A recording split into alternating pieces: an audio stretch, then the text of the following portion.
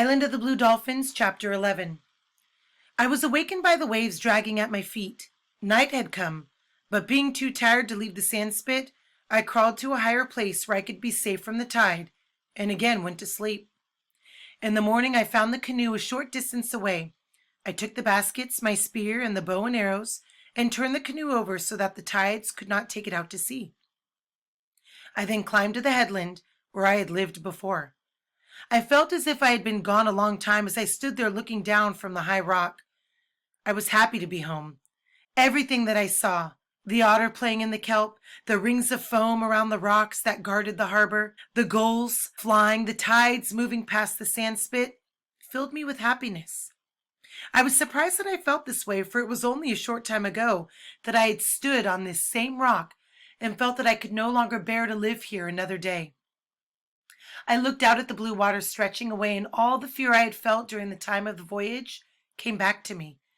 On the morning I first sighted the island, and it had seemed like a great fish sunning itself, I thought that someday I would make that canoe over and go out once more to look for the country that lay beyond the ocean. Now I knew that I would never go again.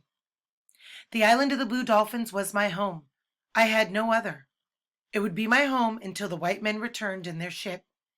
But even if they came soon, before next summer, I could not live without a roof or a place to store my food. I would have to build a house. But where? That night I slept on the rock, and the next day I began the search. The morning was clear, but to the north banks of clouds hung low. Before long, they would move in across the island, and behind them many other storms were waiting.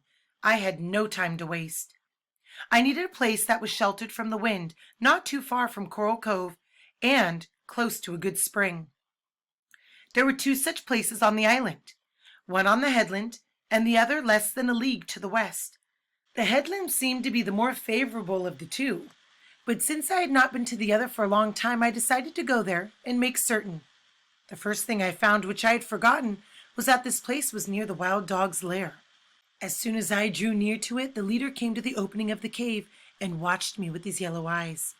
If I built a hut here, I would first have to kill him and his pack. I planned to do this anyway, but it would take much time. The spring was better than the other near the headland, being less brackish and having a steadier flow of water. Besides, it was much easier to reach since it came from the side of a hill and not from a ravine as the other one did. It was also close to the cliff and a ridge of rocks which would shelter my house. The rocks were not so high as those on the headland, and therefore would give me less protection from the wind.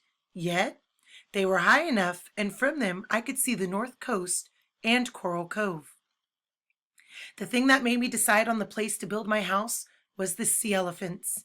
The cliffs here fell away easily to a wide shelf that was partly covered when the tide came in.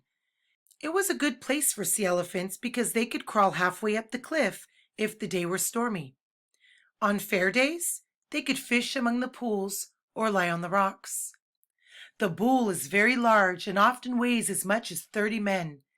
The cows are much smaller, and they make more noise than the bulls, screaming and barking through the whole day and sometimes at night. The babies are noisy too. On this morning, the tide was low, and most of the animals were far out, just hundreds of specks against the waves. Yet the noise they made was deafening. That means it's so loud it can make you go deaf. I stayed there the rest of the day looking around and that night. At dawn, when the clamor started again, I left and went back to the headland.